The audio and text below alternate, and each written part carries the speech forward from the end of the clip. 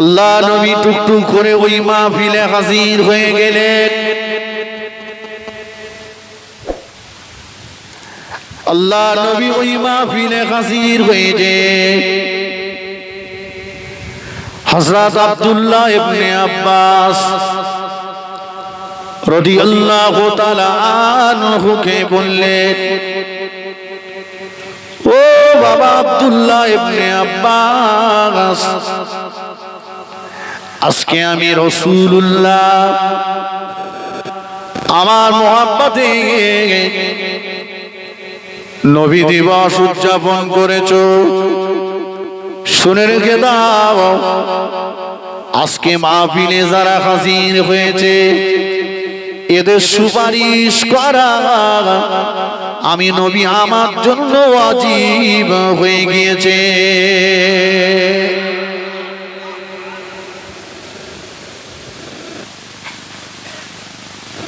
রাসূলের হায়াতে জিন্দেগিতে নবী দিবস। দুই, হযরত আবু দারদা রাদিয়াল্লাহু তাআলা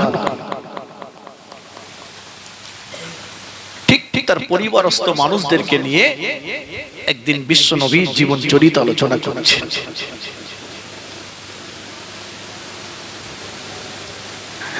আল্লাহ নবীর সংবাদ পেয়ে ওই মাহফিলে হাজির হয়ে গেলেন। আল্লাহ নবী যে বললেন, বাবা আবু দারদা, ও বাবা আবু দারদা, আজকে মাহফিলে যারা হাজির হয়ে গিয়েছে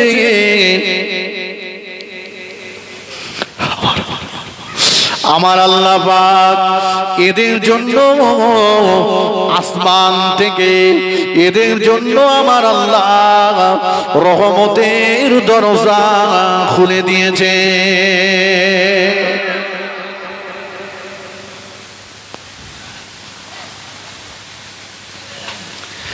আল্লাহ নবী বলেছিলেন, ও বাবা আবু দারদা, শুনে রেখে দাও, যদি কোনো মহল্লাতে,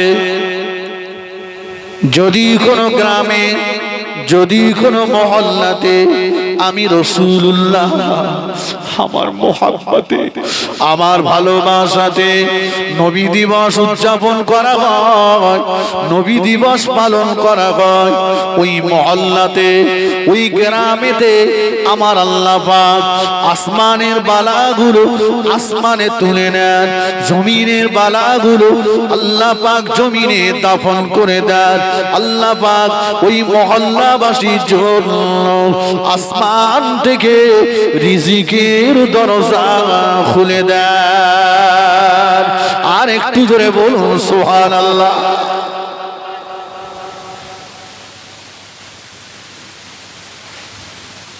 প্রত্যেকটা কথা প্রমাণ দেওয়ার দায়িত্ব আমার। ফিরে আসুন, তাহলে যেটা রাসূলুল্লাহর হায়াতে জিন্দেগিতে হয়েছে সেটা কি বেদাত হবে? না। কথা বুঝেছেন? অখণ্ড ভারতের প্রজা আলেমে দ্বীন শাহ ওলিউল্লাহ মুহাদ্দিস দেহলভী রাহমাতুল্লাহ আলাইহি, উনি বলেন, আমি একবার রবিউল আউয়াল মাসে মক্কা শরীফে গেলাম, যে দেখি মৌলুদুন নবী, যে ঘরটাতে নবী পাক সাল্লাল্লাহু আলাইহি ওয়াসাল্লাম ভূমিষ্ঠ হয়েছিলেন, জন্ম নিয়েছিলেন, যেটাকে সৌদি সরকার এখন একটা লাইব্রেরি করে রেখেছে, হাজী সাহেবরা নিজে চোখে দেখে এসেছে, জি ওই ঘরটাতে নবী দিবস পালিত হচ্ছে। আমি ওই মাহফিলে হাজির হলাম, আমি দেখতে পেলাম খানায় কাবা শরীফ থেকে টর্চলাইটের মতো একটা ফোকাস ওই মাহফিলে পতিত হচ্ছে। জোরে বলবেন না? কথাটি কে লিখেছেন? বসিরহাটের আল্লামা রুহুল আমিন রাহমাতুল্লাহ আলাইহি লিখেছেন। উনি বলেন, আমি আশ্চর্যিত হয়ে গেলাম, নিয়ত করলাম জীবনে যতদিন বেঁচে থাকবো বাড়িতে একটা করে নবী দিবস করব। ভারতবর্ষে ফিরে এসে প্রতি বছর উনি বাড়িতে নবী দিবস করেন, আর নবী দিবসের শেষে তাবারুকের ব্যবস্থা করেন, শ্রোতাদেরকে তাবারুক দেন। এই মাহফিলের তাবারুকের অনেক গুরুত্ব। এক বছর উনি আর্থিকভাবে খুব দুর্বল হয়ে পড়লেন, হাতে পয়সা কড়ি নাই, নবী দিবস হবে কিন্তু এবারে আর শ্রোতাদের খাওয়া হবে না। ভাই, যাদের মেহমানদারি করা অভ্যাস, খেতে দেওয়া যাদের অভ্যাস, মানুষকে খেতে না দিতে পারলে তাদের কষ্ট হয়। কথা ঠিক কিনা বলে? মনে মনে চিন্তা করছে এবারে খেতে দিতে পারবো না। অগত্যা কিছু ছোলা ভিজিয়ে দিলেন, মাহফিল করলেন। মাহফিলের শেষে নিজে হাতে করে ওই ছোলাগুলো শ্রোতাদেরকে বিতরণ করলেন। মনটা মলিন করে এই মেম্বারে শুয়ে পড়েছেন, ঘুমিয়ে গেছে। ঘুমিয়ে গিয়েছে, আরো ঘুমের ভিতরে স্বপ্ন যোগে আল্লাহ নবীর জিয়ারত নসিব হয়ে গেল। জোরে বলো, জোরে বলেন না সুবহানাল্লাহ।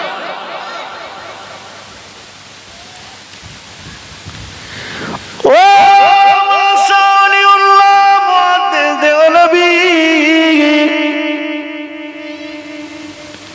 তুমি আমার মোহাব্বতে নবী দিবস পালন করেছো,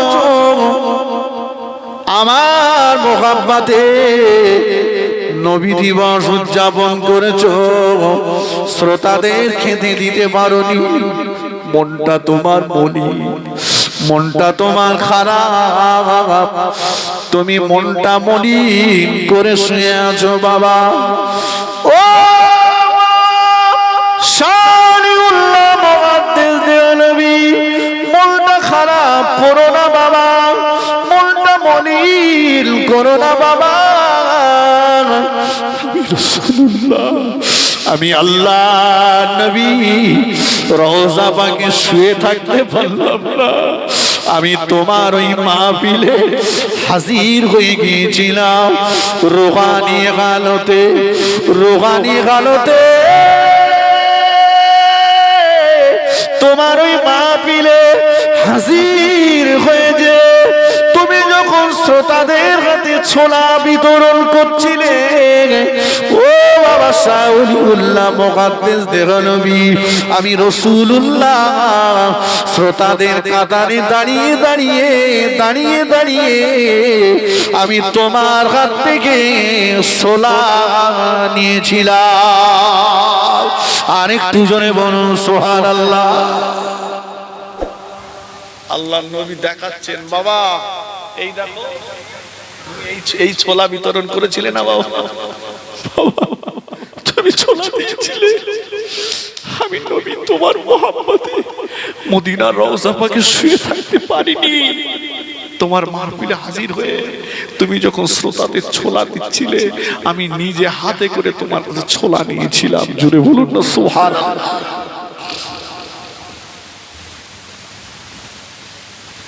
আহলে সুন্নাত ওয়াল জামাতের আকীদা হলো এই মাহফিলগুলো ছোট হতে পারে, কিন্তু এর মর্যাদা, আর বছরে অন্য একটা বড় জলসা দেন, ওর মর্যাদা আসমান জমিন ফারাক।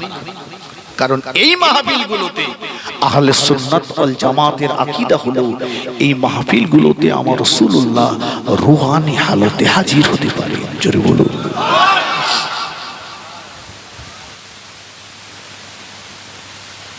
এবারে আসুন, এই বর্ষা বাদলা পানি, এখন মন করলে ইচ্ছা করলে আমরা বাড়ি যেয়ে তো শুয়ে থাকতে পারতাম, পারতাম না? পারতাম না? কথা বলেন। কিন্তু বসে আছি কার জন্য? জোনায়েদের জন্য। কার জন্য? আল্লাহ আল্লাহ রাসূলের জন্য। যার জন্য বসে আছি তিনি কে? আল্লাহ বলছেন, আমি না, আল্লাহ বলছেন লাকাদ জাআকুম রাসূলুম মিন আনফুসিকুম, আমি আল্লাহ তোমাদের ভিতর থেকে তোমাদের জন্য একটা নেতা বানিয়েছি। জিনের ভিতর থেকে নয়, ফেরেশতার ভিতর থেকে নয়, তোমাদের ভিতর থেকে তোমাদের জন্য একটা নেতা বানিয়েছি। আল্লাহ নিজেই বলছেন, সে নেতা কেমন নেতা জানো? আজিজুন আলাইহি মা আনিতুম, যিনি তোমাদের দুঃখে দুঃখিত হন, তোমাদের কষ্টে কষ্ট পান, তোমাদের সুখে সুখী হন। জোরে বলুন। হারিসুন আলাইকুম, সর্বদাই তিনি চান তোমরা সুখে থাকো, তোমরা সুখী হও, তোমরা জান্নাতি হও। জোরে বলুন। এই আমার কথা বললাম, কে বলেছে কথাগুলো? আল্লাহ বলেছে কোরআনে। স্বয়ং আল্লাহ নেতার গুণ ব্যাখ্যা করছেন, আজিজুন আলাইহি মা আনিতুম, তোমাদের দুঃখে দুঃখিত হন, তোমাদের কষ্টে কষ্ট পান, তোমাদের সুখে সুখী হন। দেখেন, আমি বাস্তবে মিল করে দিচ্ছি। একজন সাহাবী রাসূলকে বলছেন, ইয়া রাসূলুল্লাহ, আপনার ইন্তেকালের পরে আপনি যখন হায়াতে আছেন হুজুর, আমরা সুখে দুঃখে বিপদে মুসিবতে আপনাকে এসে বলি, আপনার কাছ থেকে কত সুবিধা ফ্যাসিলিটি আমরা পাই। ইয়া রাসূলুল্লাহ, আপনার ইন্তেকালের পরে আমরা তো অনাথ হয়ে যাব, এতিম হয়ে যাব, কি হবে আমাদের উপায়? আল্লাহ নবী বললেন, ও বাবা সাহাবী, হায়াতি খায়রুল লাকুম ওয়া মামাতি খায়রুল লাকুম, আমি রাসূলুল্লাহ, আমার দুনিয়ায় বেঁচে থাকাটা তোমাদের জন্য যেমন কল্যাণকর, আমার ইন্তেকালের পরে জীবনটাও তোমাদের জন্য কল্যাণকর। জোরে বলে প্রমাণ করছি, মিলিয়ে পৃথিবীতে একটা নেতার নাম বলুন, একটা নেতা যে নেতা বলেছে, আমার দলে যদি থাকিস, আমার পিছনে যদি ঘুরিস, আমারে যদি ভোট দিস, তো আমি আর তুই জান্নাতে এক জায়গায় থাকবো। আছে? হবে না? খুব বেশি বলেছে, বর্ষায় তোর ঘরে পানি পড়তে একটা টিরপল দেবো, তবে কবে দেবো বলতে পারতিস না।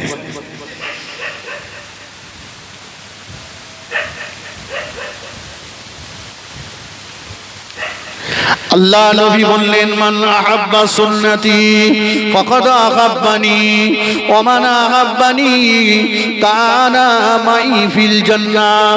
আল্লাহ নবী বললেন, ও সাহাবীরা, মান আহাব্বা সুন্নতি, যে আমার সুন্নাতকে ভালোবাসলো, ফাকাদ আহাব্বানি, সে যেন আমাকে ভালোবাসলো, ওয়া মান আহাব্বানি, যে আমাকে ভালোবাসলো, কানা মাই ফিল জান্নাহ, আমি আর আমারও ভালোবাসার উম্মতি আল্লাহ পাকের দয়ার জান্নাতে পাশাপাশি থাকবো। আর একটু জোরে বলুন সুবহানাল্লাহ। নবী মিথ্যা বলেন? আল্লাহ বলছে বলে না। দেখ ভাই, সারাটা জীবন নেতা আমাদের কথাই ভেবেছেন, জীবনে বহু নেতার পিছনে ঘুরেছেন। দুনিয়ার নেতাকে খুশি করতে যে মুসলমান ভাইয়ের গালে চড় মেরেছে, প্রতিবেশীর গালে চড় মেরেছে, মুসলমান আরেকটা মুসলমানকে ঘর ছাড়া বাড়ি ছাড়া করেছে, মুসলমান আরেকটা মুসলমানকে হত্যা করেছে। অন্য জাত আর অন্য কওমের ভিতরে থাক আর না থাক, এটা মুসলমানের ভিতরে আছে। মনে রেখে দেবেন, নেতার চ্যানেল আর নেতার হাত যতক্ষণ আপনি মাটির উপরে আছেন, নেতার চ্যানেল আপনাকে হয়তোবা দুনিয়ার আইনের হাত থেকে বাঁচিয়ে দিতে পারে, দেবে বলিনি, দিতে পারে, কিন্তু মাটির নিচেই যেদিন চলে যাবেন, দুনিয়ার কোন নেতার কোন চ্যানেল সেদিন কাজ করবে না।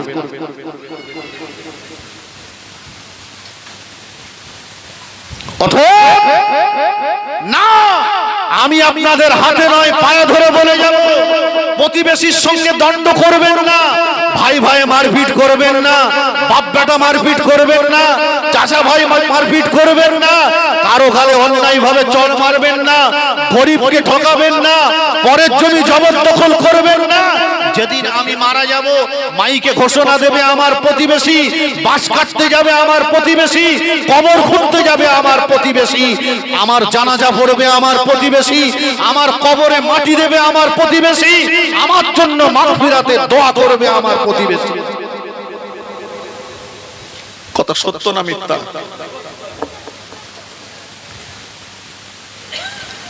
যার কথা শুনে মেরেছেন সে হয়তো বা একটু আসবে, তবে ও আসার পরে কবরের আযাব বেশি হবে কিনা বলতে পারবো না।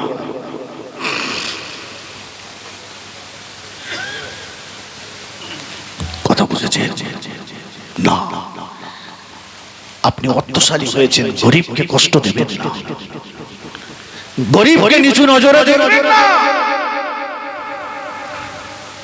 আপনার বাড়ি, আপনার ছেলে, আপনার মেয়ের বিয়ের অনুষ্ঠান, প্যান্ট শার্ট পরা, নেকটাই পরা, বুট জুতো পরা বাবুদের সব বলেছেন, মাঠে খাটা জন মজদুর করা গরিব মানুষ পাঞ্জাবি দাড়িওয়ালা লুঙ্গিওয়ালাটাকে বলেননি, বাদ দিয়েছেন। মনে রাখবেন যেদিন আপনি মারা যাবেন আপনার কবর খুঁড়তে প্যান্ট শার্ট পরা মানুষ আসবে না। ওরা কোদাল চালাতে পারবে না, কোদাল চালাবে এই লুঙ্গি পরা লোকটাই, এই দাড়িওয়ালা এই পরা লোকটাই, এই কোদাল চালাবে, কবরটা এই খুঁড়বে, বাসটা এই কাটতে যাবে। অতএব বাড়ির অনুষ্ঠান মাহফিলে শুধু বড় লোকদের দাওয়াত করবেন না, গরিবদেরকে বাদ দেবেন না। নবী বলেছেন ওই মাহফিলে তোমরা যেও না যেখানে শুধু বড় লোকের দাওয়াত হয়, গরিবের হয় না। যেখানে গরিবের দাওয়াত হয় না ওই মাহফিলে আল্লাহর রহমত নাজিল হয় না।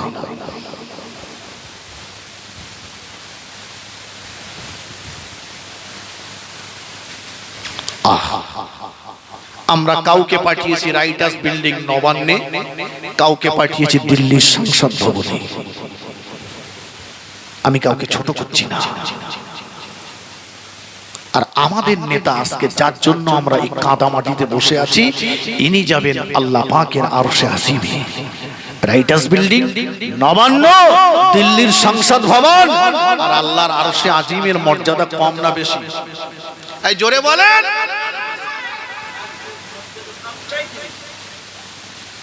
আল্লাহ পাক গাড়ি পাঠিয়ে দিয়েছে, গাড়িটার নাম হচ্ছে বুরাক।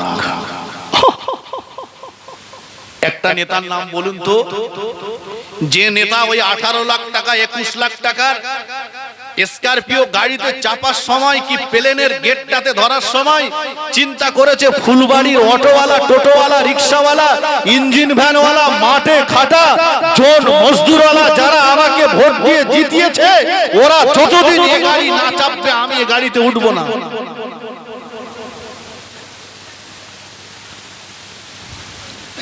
আছে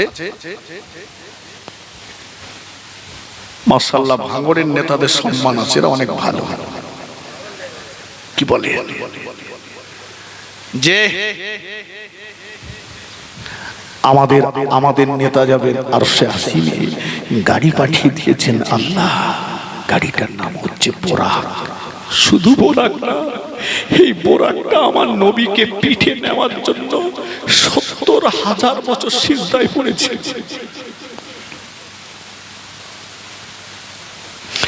আল্লাহ নবী বোরাকের বৃষ্টি আরোহণ করবে,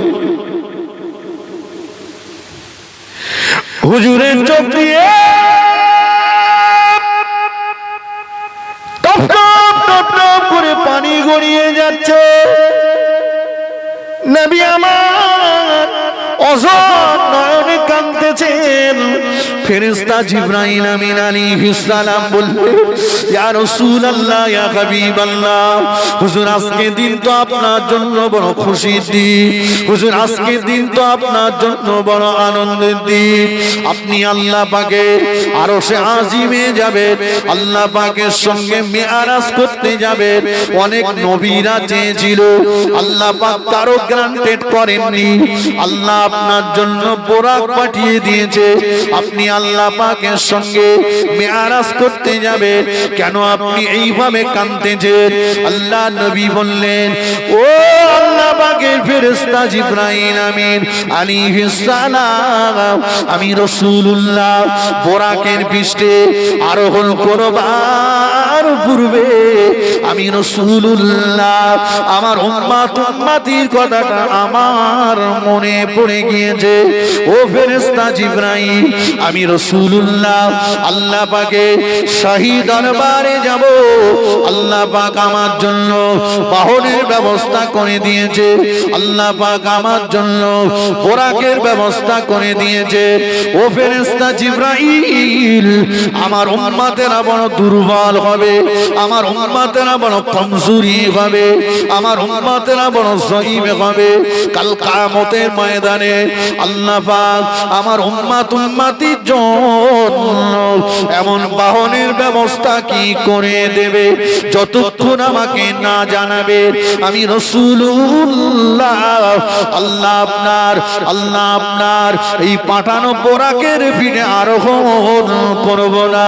আল্লাহ পাক জানিয়ে দিলেন, ও ফেরেশতা জিবরাইল, আমার নবীকে বলে দাও, আমার হাবিবকে শুনিয়ে দাও, হাবিবের কান্না আমি আল্লাহ সহ্য করতে পারি না, আমার নবীর কান্না আমি আল্লাহ সহ্য করতে পারি না।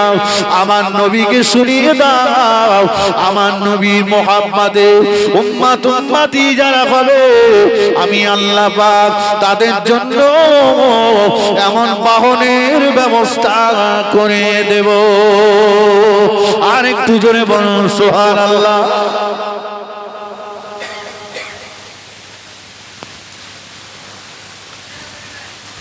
কি গো ভাই, নবী একা গাড়ি চেপে বাড়ি এসেছেন? একটু কথা বলে ওয়াজ মনে আছে তো? আল্লাহ বলেছেন, আজিজুন আলাইহি মা আনিতুম, নেতা তোমাদের দুঃখে দুঃখিত, তোমাদের কষ্টে কষ্ট পাই, তোমাদের সুখে সুখী হয়। আল্লাহ পাকের আরশে আজিমে গেলেন, 25 থেকে 27 বছরের লম্বা মেয়াদ নিয়ে আরশে আজিমে বসে বসে আল্লাহর সঙ্গে গল্প করবেন। ফিরে আসবেন আল্লাহ পাকে আরশে আজিমের পায়াটা জড়িয়ে ধরে সিজদায় পড়ে যে নবী কাঁদছেন। আল্লাহ বলেন, হাবিব 25 থেকে 27 বছরের লম্বা মেয়াদ নিয়ে গল্প করলাম, এখনো কি খুশি হননি? এখনো কি সন্তুষ্ট হননি? চলে যাওয়ার সময় আমার আরশে আজিমের পায়াটা জড়িয়ে ধরে এমন করে কাঁদছেন কেন? কি হয়েছে আপনার? আল্লাহ নবী জবাব দিয়েছিলেন, ও আমিন, আল্লাহ পাক, আমি নবী, আমার সঙ্গে আপনার মেরাজ হলো। আমি নবী, আমার সঙ্গে আপনার মেরাজ হলো। আমি শুধু আপনার সঙ্গে মেরাজ করে চলে যাব। আমার উম্মতির সঙ্গে আপনার কি মেরাজ হবে না? আল্লাহ পাক আমার উম্মতির সঙ্গে আপনার মেরাজের মাধ্যমটা যতক্ষণ আমাকে না বলে দেবেন, আমি আল্লাহর নবী, আমি আপনার আরশে আজিমে পায়াটা ছেড়ে দেব না। আল্লাহ, আমি সিজদা থেকে মাথাটা তুলব না, আমি আপনার আরশে আজিমের পায়াটা ছেড়ে দেব না। আল্লাহ পাক বললেন, ও হাবিবে প্যারা, আপনার কান্না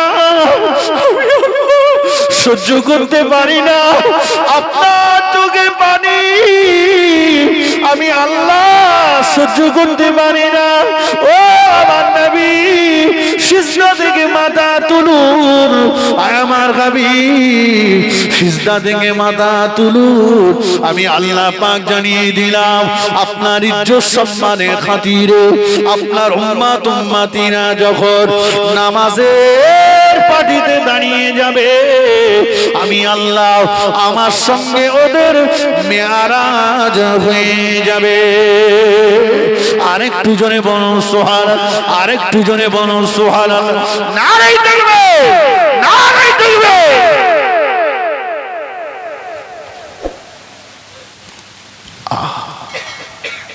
এমন নেতা কে আছে? নেতা যত ঠান্ডা ঘরে বসেছে, ব্রেন যত ঠান্ডা হয়েছে, তত বেশিরভাগ নেতারা ভোটদাতাদের কথা ভুলে গেছে। আর আজকে যার জন্য কষ্ট করে বসে আছেন, আর সে আজিমে যেয়ে বলছে, আল্লাহ শুধু আমার সঙ্গে মিরাজ করলে হবে না, আমার উম্মতের সঙ্গে করতে হবে। আল্লাহ বলে, হাবিব জান, আল্লাহ রাসূল জানিয়ে দিলেন, as-salatu mi'rajul mu'minin, নামাজ হলো মুমিনের জন্য মিরাজ। সারাটা জীবন গিয়েছে ওই একটা কথা, ওয়াজ আজিজুন আলাইহি মা আনিতুম। নবী তোমাদের কষ্টে কষ্ট করে, তোমাদের সুখে সুখী হয়। একদিন আল্লাহর নবী দ্বীনের দাওয়াত দিতে ঘর থেকে বেরিয়ে গেছেন। অনেকক্ষণ সময় পার হয়ে গেছে, নবী আর ঘরে ফিরছেন না। ঘরের ভিতরে আল্লাহর নবীর জন্য ইন্তজার করছেন নবীর বিবি আমাদের আম্মা জান খাদিজাতুল কুবরা রাদিয়াল্লাহু আনহা আর নবীর বেটি ফাতেমাতুস জাহরা রাদিয়াল্লাহু আনহা। তো ফাতেমা নবীর বেটি, অনেকটা সময় পার হয়ে গেছে, ছুটে ঘরের দরজার কাছে গেছে, যে দরজাটা খুললো। দরজাটা খুলে বাইরের দিকে চেয়ে চেয়ে চেয়ে চেয়ে বলছে, আম্মা এতটা সময় পার হয়ে গেল, এখনো যে আমার আব্বাজান বাড়ি আসলো না।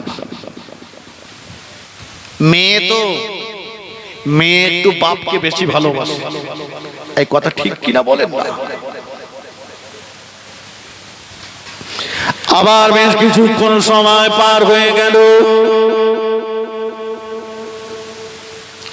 আল্লাহ নবীর বেটি ফাতেমাতুজ জাহরা রাদিয়াল্লাহু তাআলা আনহা উঠে ঘরের দরজার কাছে গেলেন, দরজাটা খুললেন।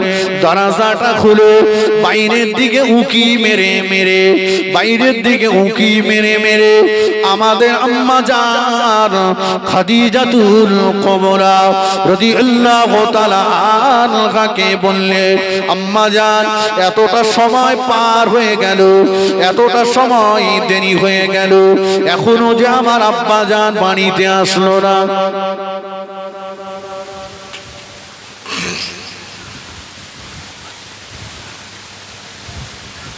বাপ যদি বাড়ি না থাকে, বেশি বেশি খবর নাই কে, একটু হ্যাঁ না বলে না কেন?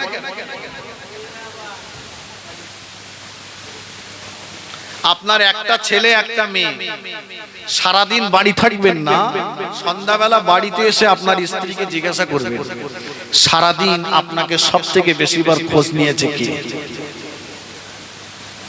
কে নেবে? দেখবেন মেয়ের পাল্লা ভারী হয়, তাই না? ছেলে খোঁজ নেইনি বলা যাবে না, ওর যখন মালের দরকার পড়েছে তখন খোঁজ নিয়েছে, আব্বু কই? আপনি অসুস্থ, ছেলে সারাদিন ঘুরছে, একবার জিজ্ঞাসা করেন আব্বা কেমন আছো? কিন্তু মেয়ে সকাল থেকে 5 বার ফোন করেছে, আব্বা ওষুধ খেয়েছো? ঘরে শুয়ে থাকো, রৌদ্রে বার হয়েও না, সাবধানে থেকো, সময় মতো খাওয়া দাওয়া করো। ওর যেন সংসার জীবন না থাকলে ওর আব্বার সেবা করলেই যেন খুশি হতো। কথা ঠিক কিনা বলে? যে মেয়ে তার বাপকে এত ভালোবাসে, এই সমাজে কিছু কিছু গাদ্দার রয়েছে, আপনাদের ফুলবাড়ি গ্রামে আছে কিনা জানি না, যারা সম্পত্তি সব ছেলের নামে লিখে দিয়ে মেয়েগুলোকে সব ফাঁকি দিয়েছে।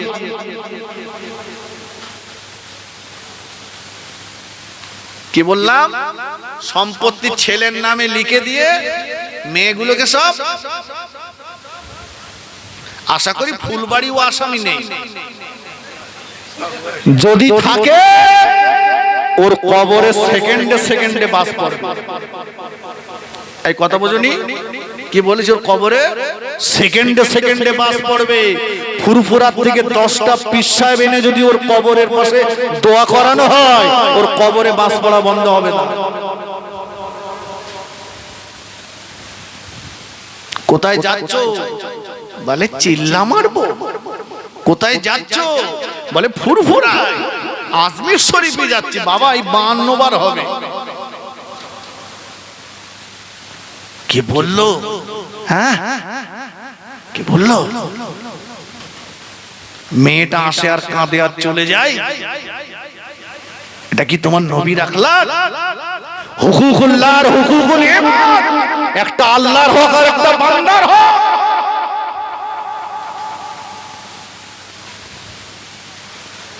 তুমি বান্দার হক নষ্ট করেছো।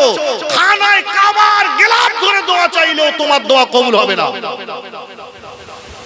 তুমি হজ করে মনে করছো যে আমি একেবারে বেগুনা মাসুম হয়ে বাড়ি এসেছি, বাড়ি এসে ইমাম সাহেবের জ্ঞান দিচ্ছে। কথা বোঝনি? মক্কা থেকে ঘুরে এসছো আলহামদুলিল্লাহ। আল্লাহ আমাকেও কয়েকবার মক্কা মদিনায় নিয়ে গেছে, আমি আপনাকে টার্গেট করে বলছি না। তবে খসলাত গুলো ছাড়ুন। ছোট হুজুর কেবলা বলতেন মক্কায় যাইয়া ঠক্কর খাইয়া নাম রাখেंगे হাজি, খো না যাইয়ে খসলত না যাইয়ে जो पाजी सो पाजी।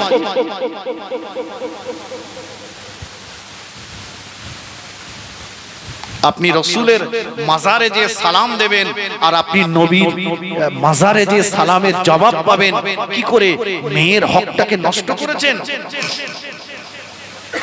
ওটা হুকুকুল ইবাদ, বান্দার হক। জানাজা নামাজের সামনে দাঁড়িয়ে ইমাম সাহেব বলে, বাবা যদি কারোর অন্তরে মনে দুঃখ ব্যথা দিয়ে থাকে আল্লাহর রাস্তায় ক্ষমা করে দাও। বলে না? বলে না? কেউ কেউ বলে মাফ করে দিলাম, আর কেউ মনে মনে বলতে শালা খাই হয়েছ না, ভালো হয়েছে, কম জ্বালান জেলি গেছে শালা। কিতাবের ভিতরে লেখা হয়েছে আল্লাহ পাক আসমান আর জমিনের মাঝখানে রুহটাকে লটকে রাখেন, রুহটাকে লটকে রাখেন। এরা যদি ক্ষমা না করে, এরা যদি পাওনাদাররা মাপ না করে, জীবনে কত মানুষের মাল ঝেড়ে দিয়েছে তারিয়া তারিয়া। একেবারে হজ থেকে বাড়ি এসে 3 জনের জামার কাপড় একজন নেছে। আমাকে ভুল বুঝবেন না, আমি আপনাকে ছোট করছি না। মকবুল হজ আল্লাহ রাসূল বলেছেন আল হাজ্জু মাবরুরুন লাইসা লাহুল জাযাউল ইল্লাল জান্নাহ। একটা মকবুল হজের বদলা হলো আল্লাহ পাকের দয়ার জান্নাত। জোরে বলুন সুবহানাল্লাহ। তবে এই ফারাস্তা নষ্ট করে নয়, হকটা নষ্ট করে নয়। গরিবের হক নষ্ট করেছেন, গরিবের গালে চড় মেরেছেন, অপরের জমি জবরদখল করেছেন, পরের জমি বর্গা করেছেন, ওগুলোকে উল্টে দেন, ছেড়ে দেন।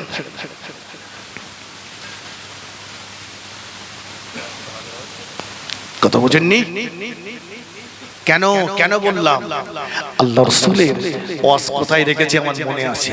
রাসূলুল্লাহর ইন্তেকালের সময় আল্লাহ রাসূলের মোবারক মাথাটা আম্মা জান আয়েশা সিদ্দিকা রাদিয়াল্লাহু আনহার কোলের ভিতরে, দরজার পাশে দাঁড়িয়ে, দরজার পাশে দাঁড়িয়ে আল্লাহ নবীর বেটি ফাতেমা তুজহরা রাদিয়াল্লাহু তাআলা আনহা জজ্জার জজ্জার জজ্জার জজ্জার জজ্জার করে কাঁদতেছে। আম্মা জান আয়েশা সিদ্দিকা রাদিয়াল্লাহু তাআলা আনহা আল্লাহ নবীর বিবি আমাদের আম্মা জান বলে, সাময়িকভাবে আমি আয়েশা দেখতে পাচ্ছিলাম আল্লাহ নবীর কপাল মোবারক দিয়ে দরদর দরদর করে ঘাম বাহির হচ্ছিল। আমি আয়েশা আল্লাহ নবীর পাশে একটা পানির পেয়ালা আনলাম। নবী আমার পানির পেয়ালাতে হাত বোড়ান, চেহারা মোবারক খানা মুছে নেন। পানির পেয়ালাতে হাত বোড়ান, চেহারা মোবারক খানা মুছে নেন। আল্লাহ নবী বলেছিলেন, ও আজরাইল আলাইহিস সালাম, কি অন্যায় করলাম ভাই, কি অপরাধ করলাম ভাই, মনে হচ্ছে আমি রাসূলুল্লাহ রাসূলুল্লাহ আমার সিনার উপরে ওহদ পাহাড়টা আপনি চাপিয়ে দিয়েছেন ভাই। আল্লাহর ফেরেশতা আজরাইল আলাইহিস সালাম বলেছিল, ইয়া রাসূলুল্লাহ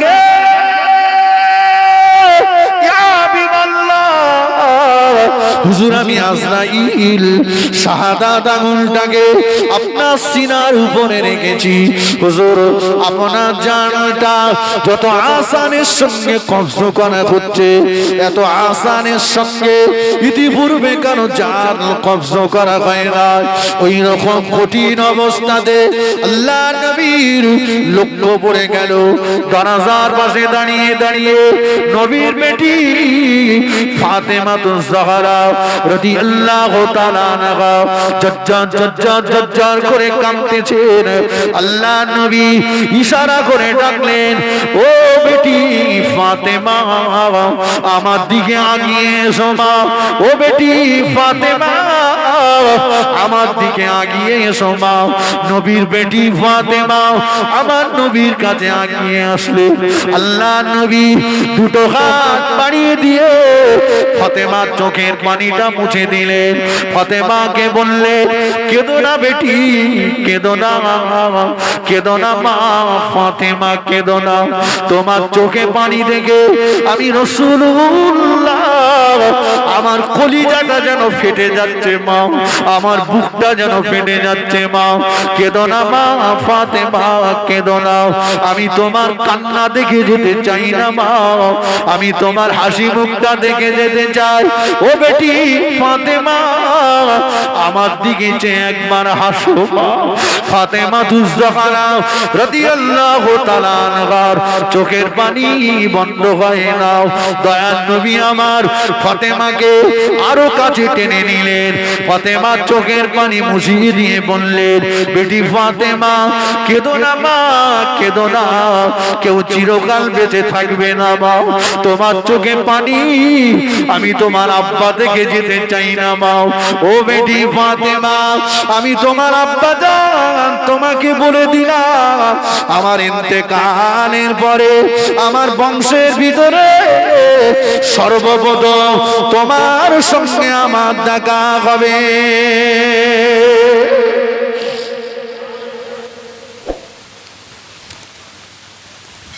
এই কথা যেই বলেছেন ফাতেমা জাহরা মিসকি মেরে হেসে ফেলেছেন। আমার এই কথাটা বলার কারণ হলো, নবী ফাতেমাকে হাসিয়ে গেছেন না কাঁদিয়ে গেছেন? কথা বলেন, হাসিয়ে গেছেন। তাহলে আপনি নবীর মাজারে যাবেন, মেয়েরটা মেয়েকে বুঝে দিতে হবে না? হবে না? ও স্বইচ্ছায় ছেড়ে দিল, আলহামদুলিল্লাহ আলাদা, কিন্তু ওরটাকে বুঝে দেন। ফিরে আসুন। ফাতেমা বারবার দরজা খুলছে আর বলছে, আম্মা এখনো যে আমার আব্বা বাড়ি আসেনি। মনে আছে তো? আবার বেশ কিছুটা সময় পার হয়ে গেল। আল্লাহ নবীর বেটি আমাদের বুবু জান ফাতেমা জাহরা রাদিয়াল্লাহু তাআলা আনহা দরজার পাশে চলে গেলে দরজাটা খুলে বললেন, আম্মা জান, ও আমার আম্মা জান, ওই দেখুন না একজনা ব্যক্তি আমাদের বাড়ির দিকে গুটি গুটি পায়ে এগিয়ে আসছে। আম্মা জান আমি ফাতেমা এমন মানুষ জীবনেও কোনোদিন চোখে দেখিনি। ও আমার আম্মা জান, একজনা ব্যক্তি আমাদের বাড়ির দিকে গুটি পায়ে এগিয়ে আসছে।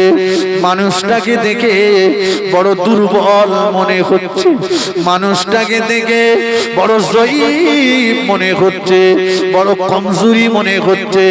আম্মা জান আমি ফাতেমা জীবনেও কোনোদিন এমন চেহারার মানুষ চোখে দেখিনি।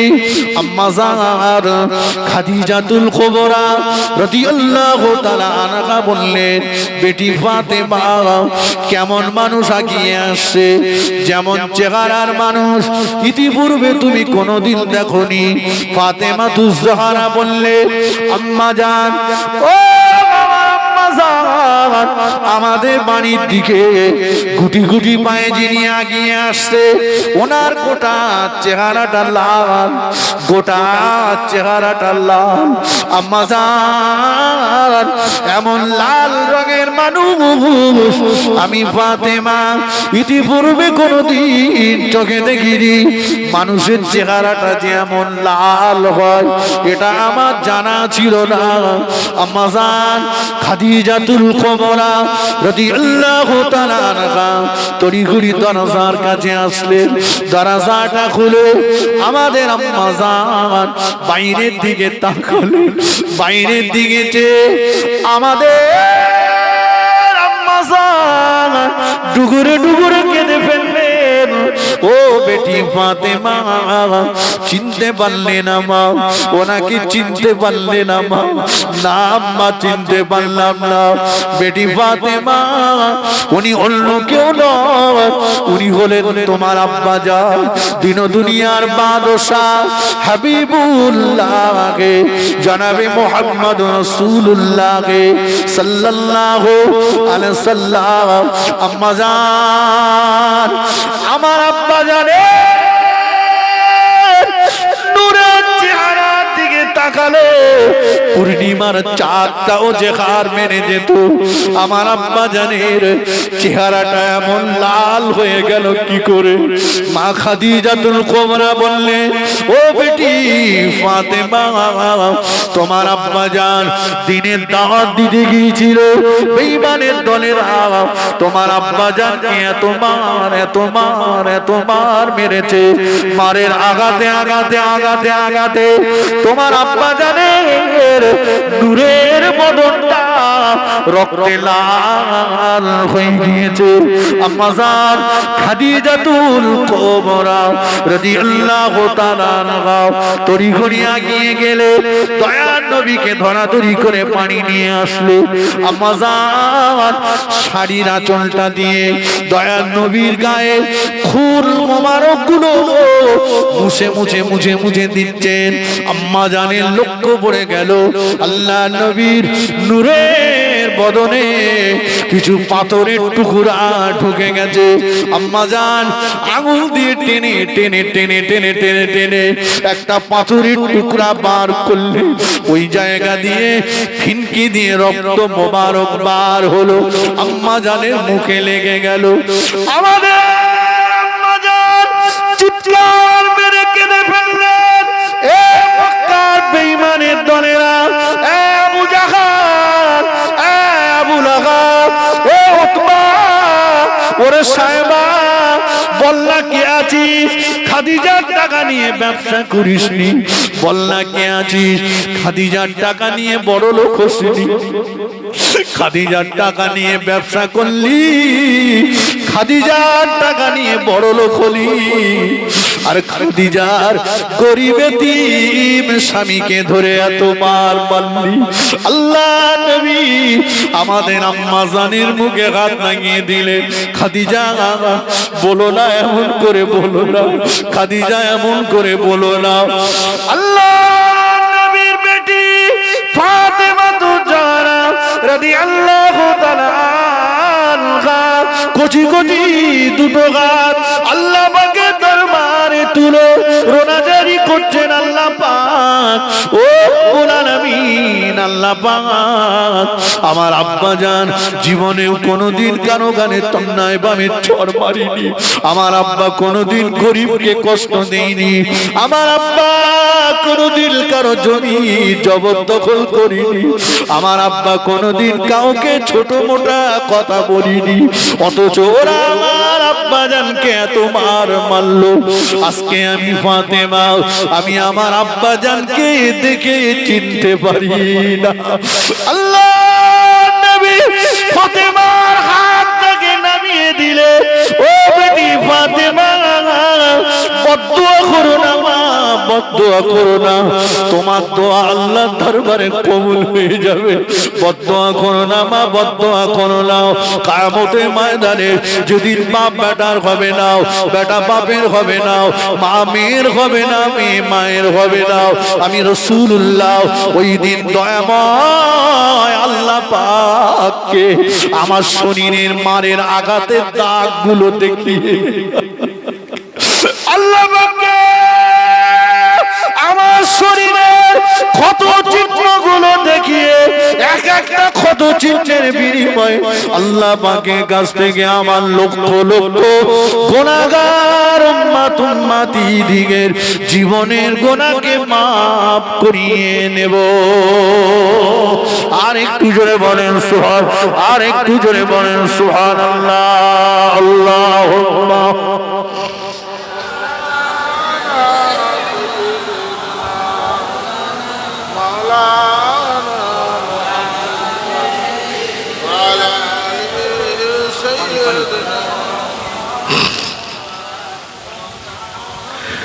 নবী রওজা শরীফ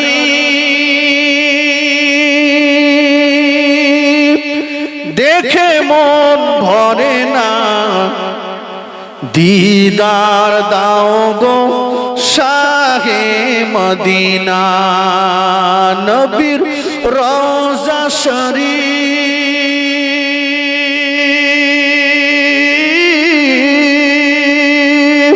দেখে মন ভরে না, দিদার দাও গো শাহে মদিনা।